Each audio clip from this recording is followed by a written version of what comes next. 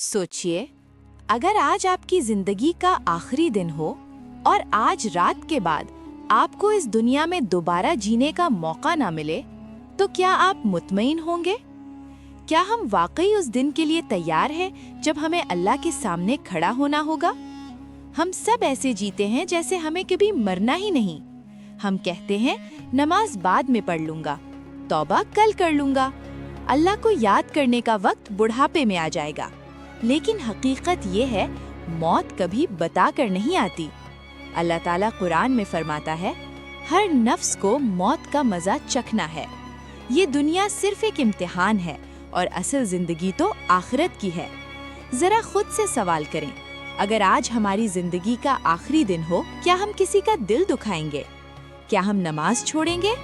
शायद नहीं, क्योंकि उस वक्त हमें एहसास होगा कि असल अहम चीज दुनिया नहीं बल्कि अल्लाह की रजा है। और रमजान का महीना हमें यही याद दिलाने आता है कि हम अल्लाह की तरफ वापस लौट आएं।